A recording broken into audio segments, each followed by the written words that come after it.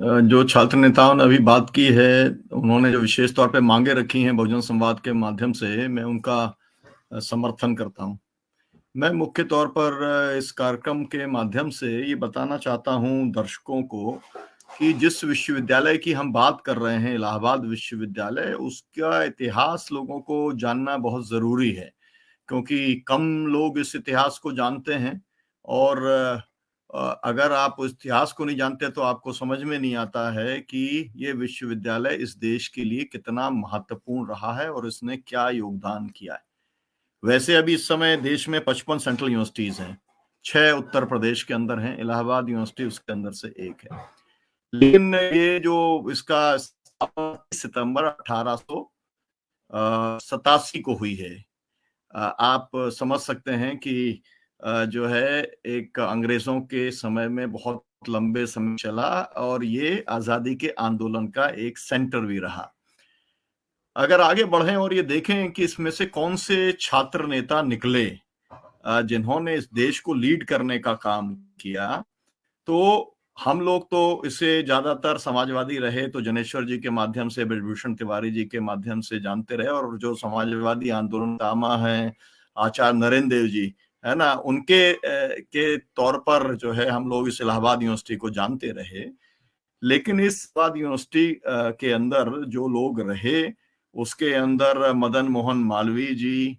पूर्व प्रधानमंत्री वीपी सिंह जी, पूर्व प्रधानमंत्री चंद्रशेखर जी, मोतीलाल नेहरू जी, जे.एस. वर्मा जो चीफ जस्टिस रहे, गोविंद वल्लभ पंत जी, फिर हेमंत नंदन बहुगुणा जी, हेमंत नंदन बहुगुणा जी, शंकर दयाल शर्मा जी जो राष्ट्रपति रहे, गुलजारी नंदा जी जो प्राइम मिनिस्टर रहे, नारायण दत्त तिवारी जी जो चीफ मिनिस्टर रहे, सूर्य बहादुर थापा जो कि नेपाल के प्रधानमंत्री रहे, या फिर नरेश चंद्र जैसे आईएएस बड़े ब्यूरोक्रेट जो अमेरिका के अंदर राजदूत रहे, फिर राष्ट्रपति रहे जाकिर हुसैन साहब। और ऐसा ही नहीं है कि केवल सेकुलर धारा के लोग रहे, मदन लाल खुराना भी यहाँ पर पढ़े,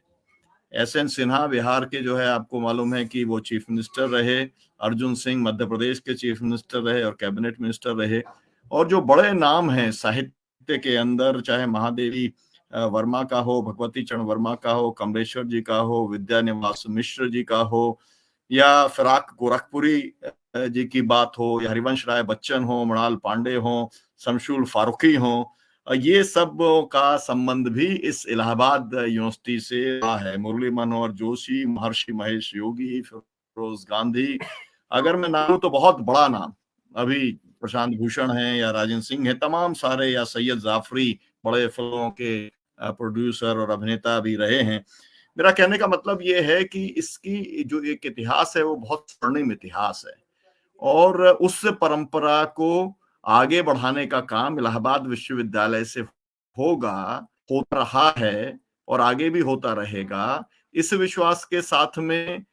जो लोग वहां पर पढ़ते हैं, जो लोग ये अपेक्षा रखते हैं, ऐसे सब लोगों को एक तरीके से उनकी आकांक्षा को पूरा कुचलते हुए वहां पर छात्र के चुनाव को बंद करने का काम किया गया, और वहां पर फीस इतनी ज्यादा बढ़ा दी गई है कि जिसके अंदर आम छात्र, गरीब छात्र का संभव ही नहीं है वहां पर पढ़ाई करना। तो अभी जो छात्र नेताओं ने जो बात की है पूरी की पूरी नई शिक्षा नीति को लेकर सरकार की, क्योंकि ये यूनिवर्सिटी है, सीधे सेंट्रल गवर्नमेंट है, और अगर अपनी यूनिवर्सिटीज के अंदर हम लोग ये देखते हैं, और हम लोगों के लिए ये बहुत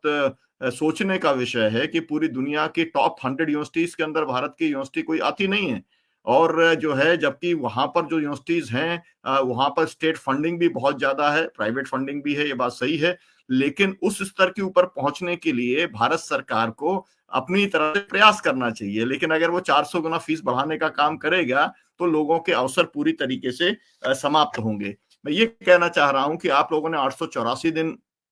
जो आपने छात्र संघ की बहाली का आंदोलन चलाया, हम ये उम्मीद करते ये आंदोलन पूरे उत्तर प्रदेश के छात्रों का आंदोलन बनेगा, लेकिन उस तरीके से वो नहीं बन पाया। उसके ऊपर बहुत सोचने की जरूरत है। और जिस तरीके की हिंसा भी कैंपस में हुई है, किसी भी आंदोलन में हिंसा करके उस आंदोलन को बदनाम कर देना और उसे कुचल देना, ये स्टेट की जो है रणनीति रहती है। तो जो कुछ उन्होंने काम किया है वो केवल और केवल जो है इसलिए किया है ताकि छात्र जो आंदोलन है उसको पूरी तरीके से कुचला जा सके और उन्हें कुचलने का मतलब ये कि छात्र संघ के या जो अभी जो छात्र नेता हैं, चुनाव तो होना बंद हो गए हैं, उन्हें कुचलने का काम किया जा सके। तो ये एक पूरा का पूरा जो प्रयास चल रहा है, इसमें इलाहाबाद यूनिवर्सिटी के अंदर जो आखिरी में जो आपका जो अध्यक्ष चुने गए थे, उदय प्रकाश जी जो अध्यक्ष चुने गए थे और अध्यक्ष का चुनाव के बाद में जिस तरीके से उनके कमरों के अंदर आग लगाई गई थी और वो जो राइट विंग की बात यहाँ पे बार-बार आ रही थी, तो वो लोग ही का ही इसके अंदर पूरा हाथ था। तो मैं तो केवल इस डिबेट के माध्यम से हम बहुजन संवाद के जो साथी हैं, एक तो छात्र जो पूरा आंदोलन है उसके प्रति एकजुटता प्रदर्शित करना चाहते हैं और ये कहना चाहते हैं कि छात्र आंदोलन ने इस देश के अंदर बहुत बड़े-बड़े बदलाव किए हैं। मतलब स्वतंत्रता आंदोलन के अंदर छात्र नेताओं की भूमिका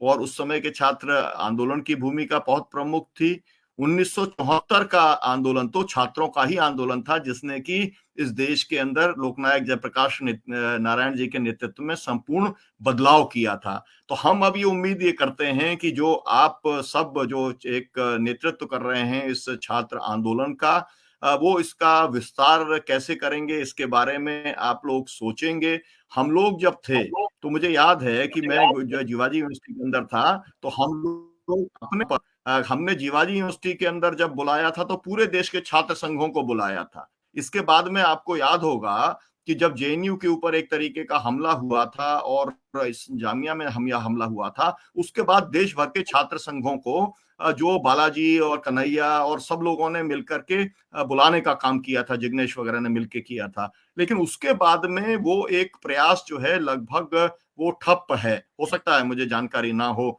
इसलिए मैं ये बात को कह रहा हूँ, लेकिन मैं ज़रूर चाहूँगा कि हमारे जो और पैनलिस्ट हैं वो ये ज़रूर बताएँगे कि इस छात्र संघ की बहाली के आंदोलन के विस्तार को लेकर के और जो कुछ भी इलाहाबाद विश्वविद्यालय में हुआ है, उसके खिलाफ में प्रदेश नहीं पूरे देश के हर विश्वविद्यालय में धरने हो, प्रदर्शन हो, पूरे देश में ज्ञापन दिए जाएं, छात्रों के द्वारा एक गोलबंदी की जाए। इसके लिए आप क्या सोच रहे हैं, वो ज़रूर आप बताइएगा बहुजन संवाद के माध्यम से। बहुजन संवाद पहले भी इस तरीके के कार्यक्रम करता रहा है और आप जब चाहेंगे तिवारी जी से आप संपर्क करेंगे और हम लोग